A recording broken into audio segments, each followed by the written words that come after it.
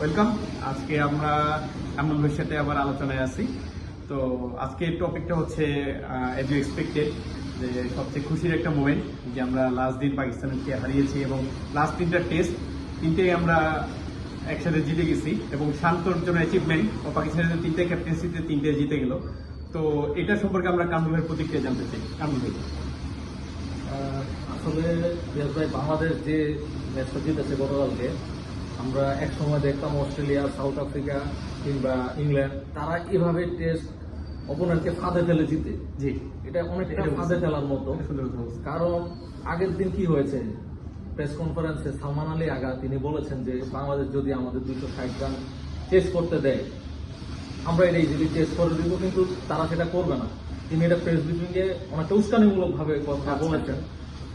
তো আমি শান্তর ক্যাপ্টেন্সিকে ফুল ক্রেডিট দিতে চাই। তিনি এই একটা রিস্ক নিয়েছেন এবং তিনি জয়ী হয়ে দেখিয়েছেন। ইন কেস যদি ফলাফলটা অন্যদিকে যেত তাহলে তিনি কিন্তু ক্রিটিসিজমের সম্মুখীন হতেন। জি, তিনি জানেন যে তার কি কি অ্যাটাক আছে এবং তার হাতে কি কি ওয়েপন আছে এবং তিনি সেটাকে ইউটিলাইজ করেছেন। আপনি যদি দেখেন, যখনই তার উইকেট দরকার হয়েছে, he brings back 9 run and he delivers 5টা wicket in test match. 4th ইনিংসে 140+ পেয়েছে বোলিং। ব্যাটসম্যানদের জন্য আসলে ঘাবড়ে যাওয়া ছাড়া কোনো দিশা পাচ্ছিল না। দুই দিকে সুইং। এখন পিয়াস ভাই, আমার এখন একটা জিনিস কনসার্ন যে নাহিদ রানাকে আপনি কি করতে চান? আপনি কি তাকে 3 ফরম্যাটেই খেলাবেন, নাকি তাকে আপনি মুস্তাফিজের মতো 2টা ফরম্যাটের জন্য নিয়ে নেবেন? কারণ সে যেভাবে সার্ভিস দিচ্ছে তাকে কিন্তু লম্বা রেসের ঘোড়া হিসাবে আপনাকে ইউজ করতে হবে আমাদের। এই ছেলেটা যদি ইঞ্জুরিতে পড়ে যায়, ইন কেস আপনার দেখা গেছে ইবাদত হোসেন ইঞ্জুরিতে পড়ে গিয়েছিল, পেসারদের ইঞ্জুরি কিন্তু একটা, এবং ইবাদত হোসেন কিন্তু 3 থেকে 4 বছর পরে ব্যাক করলো এবং সন্দেহ আসতে পারে এখনো রিদম ফিরে গত ম্যাচে 2টা ইনিংসে বল করেছে, বাট একটা উইকেটও তিনি তার থলিতে নিতে পারেনি। যদিও তার পেস ভালোই ছিল, কিন্তু আপনার একটা পেসার যখন ইঞ্জুরি থেকে ফিরে আসে পিয়াস ভাই, এটা কিন্তু তার জন্য খুবই ডিফিকাল্ট নতুন ভাবে রিদমটা ফিরে পাওয়া। আচ্ছা, এখন এই ক্ষেত্রে নাহিদ রানাকে আমি আগেও যেটা বলেছি, মিরপুর উইকেটে কত ম্যাচ খেলানো উচিত, বা তাকে কয়দিন আপনি এভাবে 3 ফরম্যাটেই খেলিয়ে যাবেন? আপনার পাইপলাইনে যেহেতু পেসার আছে, অনেক পেসার আছে, আপনার শরীফুল আছে, আপনার হাসান মাহমুদ আছে, you have plenty of pacer. নতুন যারা আমি বলবো না, আব্দুল গাফার বা যারা নতুন ডেবিউ করেছে তারা অতটা আমি আশাবাদী না, কিন্তু যারা পুরাতন আছে তাদের মধ্যে আপনার সুযোগ দিয়ে আমার মনে হয় নাহিদ রানাকে আপনার প্রপারলি গাইডেন্স দিতে হবে। তো আমরা যদিও জানি গতকাল শান্তর ম্যান অফ দ্য ম্যাচ হয়েছে, অবশ্যই হওয়া উচিত ছিল। ওনার 2টা বেস্ট ইনিংস ছিল। প্রথম ইনিংসে সেঞ্চুরি, সেকেন্ড ইনিংসে অল্পের জন্য সেঞ্চুরি মিস, 87 আউট, একটা ক্যাপ্টেন্সি ইনিংস, সামনে থেকে ব্যাটিংকে নেতৃত্ব দেওয়া, ফিল্ডিং নেতৃত্ব দেওয়া, বোলিংকে নেতৃত্ব দেওয়া, মানে অসাম। তো এক্ষেত্রে শান্ত ছাড়া আপনি এই ম্যাচে আপনার নায়ককে বলবেন? শান্ত নায়ক আমরা জানতে পারছি এবং ম্যাচ হয়েছে, আপনার দৃষ্টিতে শান্ত ছাড়া কে নায়ক বলতে পারবেন? কে ম্যাচের মেইন ফ্যাক্টর ছিল? এখানে পিয়াস ভাই, আমি এখানে একটা জিনিস শেয়ার করতে চাই। আপনি আমার লাস্ট যদি ভিডিও দেখেন, আমি শান্তর ব্যাটিং উইকনেস নিয়ে একটা ভিডিও দিয়েছিলাম। আমি জানি না তিনি এটা দেখছেন কিনা, কিন্তু ওটা দেওয়ার পরে আমি দেখতেছি উনি ভালো ব্যাটিং করতেছে এবং তিনি রানের খরা যেটা ছিল সেটা কাটিয়ে উঠে এবং প্রতিটা ম্যাচে আমার মনে হয় ভালো রান পাচ্ছে। আমি জানি না এটা উনি দেখছেন কিনা, বাট এটা কাকতালীয় ভাবে হয়ে গেছে ঘটনাটা। তো কালকের ম্যাচে আমার মনে হয় নাহিদ রানাকে আমি শান্তর পরে আমি ক্রেডিট দিতে চাই, কারণ এখানে আমার মুশফিক, মুমিনুল তাদেরও আমি ক্রেডিট দিব, তারাও ভালো ব্যাটিং করেছে।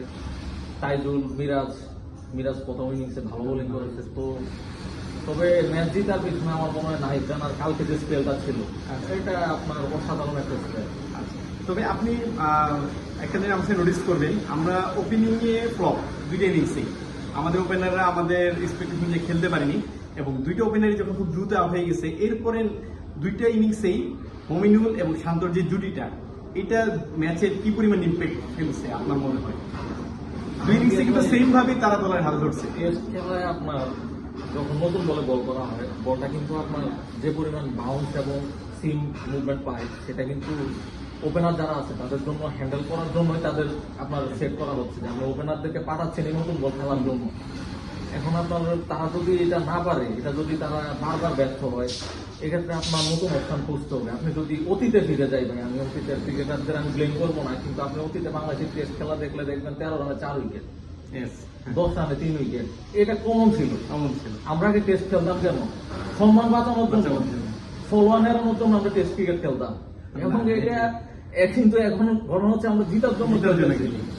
এটা কারণ হচ্ছে কি তরুণরা ভালো করতেছে, এখন তরুণদের মানে আমার মনে হয় কিছু সুযোগ দেওয়া দরকার, সময় দেওয়া দরকার।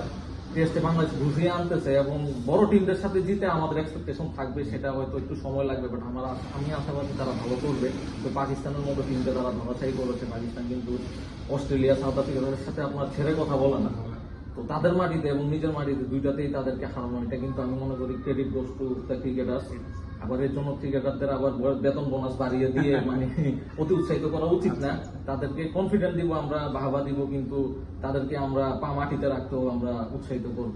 তো এই ক্ষেত্রে আমার কাছে আপনার কাছে কি মনে হয় যে আমি দুইটা ইনিংসে দেখলাম তাসকিন আমাদের প্রথম ব্রেক থ্রু গুলো এনে দিয়েছিল, এবং সেকেন্ড ইনিংসে ফার্স্ট ওভারে ইমামুলকে আউট করা, ফার্স্ট ইনিংসে সে ফার্স্ট উইকেট গুলি নেওয়া। তাসকিন কিন্তু দুইটা ম্যাচে 2-4 উইকেট পেলেও সে কিন্তু খুব মানে ক্রুশাল মোমেন্টে ব্রেক থ্রু গুলো এনে দিচ্ছে।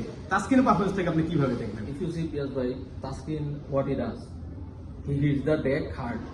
তাসকিন কিন্তু ডেকটি খুব জোরে উইকেটটাকে হার্ডে হিট করার কারণে সে যে বাউন্সটা পায় এবং তার লেন্থ যেটা সেটা কিন্তু খুবই গুড লেন্থে বল করে, যার কারণে ব্যাটসম্যান আপনার এইট হয়।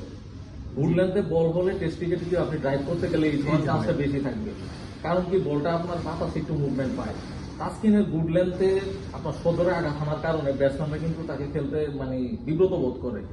এখন নতুন বলে তাসকিন যেহেতু ভালো করতেছে, আমার মনে হয় তাসকিনকে টেস্টে মানে প্রপারলি রাখার পাশাপাশি আরেকটা ফরম্যাটে তাকে খেলানো উচিত, কারণ পেসারদের আমার মনে হয় কি আপনার 3 ফরম্যাটে যদি আপনি খেলাতে পারেন ইনজুরির একটা চান্স। আপনি এটাই সাজেস্ট করতেছেন যে পেসাররা আসলে একটু নির্দিষ্ট ফরম্যাটে ফিক্স রাখা উচিত কিছু পেসারকে, ওদের ক্যারিয়ারটা লম্বা করার জন্য। ক্যারিয়ার লম্বা করার জন্য তাদের বিশ্রাম দিয়ে খেলানো উচিত, কারণ শিডিউল বড়, সামনে অস্ট্রেলিয়া আসতেছে।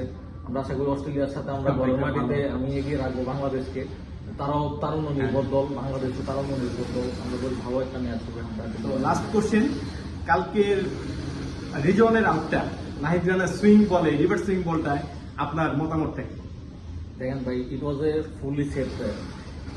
নাহিদ রানা প্রথম উনি কি করছে, প্রথম যে বলটা করেছেন ওই লেন্থে বলটা বাইরের দিকে চলে গেছে, মানে উনি বলটাকে আউট সুইং যেটাকে বলে আউট সুইং করেছেন। কিন্তু পরের যে বলটা সেম লেন্থে সেম লাইনে বলটাকে তিনি ভিতরে ঢুকাইছেন। ইন ইনসুইং বল মানে একটা বলার যদি দুই দিকে আপনি মুভমেন্ট করতে পারে তাহলে তার মতো ভয়ঙ্কর বলার হতে পারে। এক্সপিরিয়েন্স ব্যাটসম্যান, আপনি বলতে পারেন নতুন ব্যাটসম্যান, আন্তর্জাতিক batsman। সে এক্সপিরিয়েন্স ব্যাটসম্যান, সে বলের লাইনটা বুঝতে পারেনি, এবং এই বলটা পুরো ম্যাচের ভিতরে সবচেয়ে বেস্ট উইকেট আপনার কাছে মনে হচ্ছে কিনা?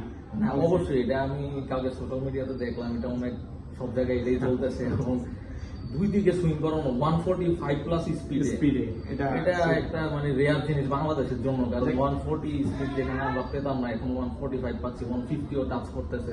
তো আমি মনে করি নাহিদ রানাকে এভাবে কন্টিনিউ করার সুযোগ দিতে হবে, আর তাকে বিশ্রাম দিয়ে যে সব উইকেটে সে ভালো করবে ওই সব উইকেটে খেলানো দরকার। আপনি যদি দেখেন পিয়াজ ভাই, কালকে হয়েছে কি বাংলাদেশে লিটন দাস উইকেট কিপিং থেকে পিছনে বলতেছে যে রিজন ফরম্যান আয় যদি আউট হয় পাকিস্তানে ওকে ঢুকতে দিবে না। বাংলাদেশ টিমটার স্ট্যান্ডার্ড এখন কোথায় গেছে আপনি ক্যান ইমাজিন। হয়তো বা ইন্ডিয়া অস্ট্রেলিয়া ওদের সাথে একটু স্নায়বিক ভাবে নার্ভাস থাকে, নিচে থাকে, বাট আমার মনে হয় ওরা আগাচ্ছে। ব্যাটিংটা যদি বাংলাদেশ ভাই কনসিস্টেন্সি ধরে রাখতে পারে, আমার মনে হয় বাংলাদেশ যে কোনো দলকে টেক্কা দিতে পারবে এই পেস বোলিং অ্যাটাকটা নিয়ে। দ্য লাস্ট আলোচনা বড় করবো না, লাস্ট মোমেন্ট হচ্ছে সেকেন্ড টেস্টের জন্য আপনি যদি ওপেনিংকে বাছাই করতে বলি, আপনার কি মনে হয় যে আমরা এই ওপেনিংটাকে রাখা উচিত নাকি আমাদের নতুন ওপেনিংটা একটু আনা উচিত?